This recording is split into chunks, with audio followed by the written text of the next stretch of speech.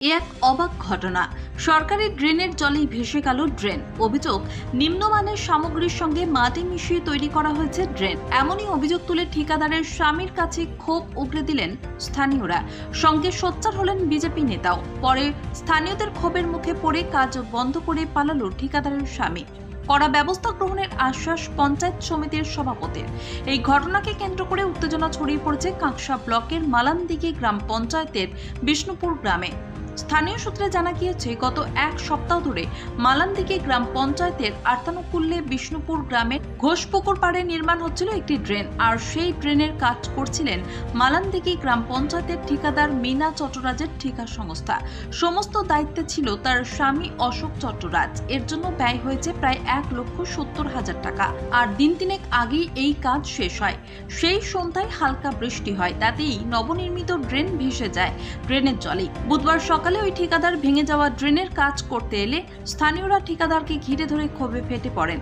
স্থানীয়রা অভিযোগ তোলেন, নিম্নমানের সামগ্রী দিয়ে কাজ করা হয়েছিল, সেই জন্যই হালকা বৃষ্টির জলেই ভেঙে গেল। প্লাস্টার ছেড়ে গিয়েছে, এমনকি সিমেন্টের সাথে মাটি মেশানো হয়েছিল, আর সেটা পরিষ্কার বোঝা যাচ্ছে। সম্পূর্ণ ঠিকাদারের গাফিলতিতেই এই অবস্থা। স্থানীয়দের সাথে সোচ্চার হয়ে বর্ধমান সাংগঠনিক জেলা বিজেপি কিষাণ মোর্চার সাধারণ সম্পাদক ভগীরথ ঘোষও ঠিকাদারকে হুঁশিয়ারি দিয়ে বলেন, কেন এই কাজে মাটি ব্যবহার করা হলো তার জবাব দিতে হবে। নিম্নমানের সামগ্রী ও কেন ব্যবহার করা হয়েছে তারও উত্তর দিতে হবে।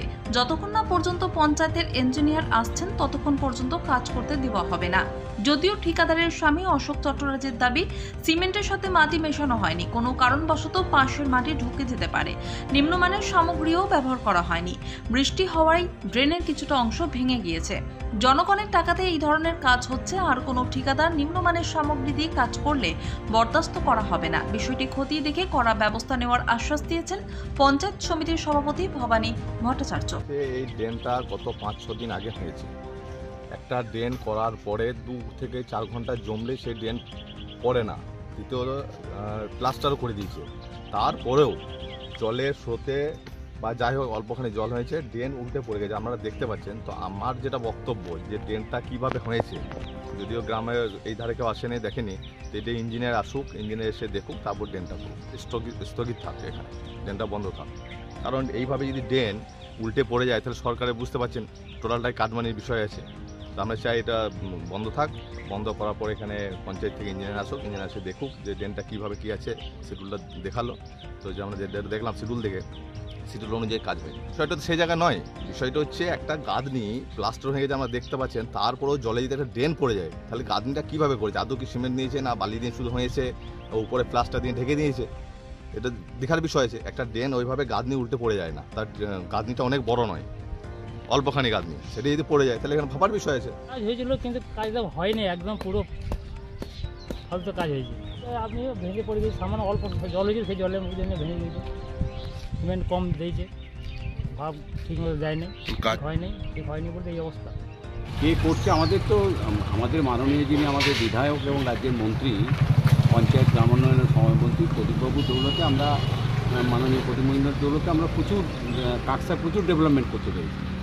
তো সেই ডেভেলপমেন্টের একটা পার্ট হচ্ছে বিভিন্ন ড্রেন এবং রাস্তা। তো আমরা করেছি, প্রচুর রাস্তা করেছি, এবং বিভিন্ন কন্ট্রাক্টর, বহু কন্ট্রাক্টর কাজ পেয়েছি। তো আমরা কিন্তু আমাদের একটা প্রথম থেকে আমাদের একটা পরিষ্কার বলে যে আমরা কোনো কাজে আপোষ করব না আর কি, কারণ আমরা কাজের কোয়ালিটি দেখে নেব। তো ইতিমধ্যে আপনি যার কথা বললেন, আমরা খবর নিচ্ছি, সম্ভবত ফাইবার গ্লাস হতে পারে বা অন্য কোনো কন্ট্রাক্টর যদি হয়ে থাকে, যদি নিম্নমানের কাজ শুরু করে থাকে, তার তো আমরা তাকে যা পানিশমেন্ট দেবই, আমরা ব্ল্যাক লিস্টেড করবো।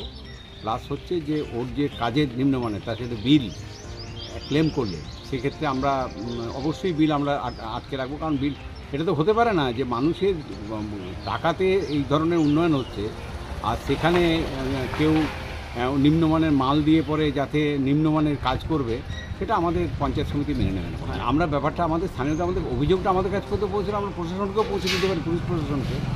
এবং আমরা বিষয়টা আমরা অবশ্যই আমরা কাঁকসা পঞ্চায়েত সমিতি এবং মাননীয় আমাদের যিনি এক্সিকিউটিভ অফিসার আছেন, তার সাথে কথা বলে, এবং দরকার আমরা মহকুমা শাসক এবং জেলা শাসকের সঙ্গে কথা বলবো। তাহলে এই ধরনের ঠিকাদারকে আমরা কোনোভাবেই বরদাস্ত করবো না, এরকম ধরনের কাজ।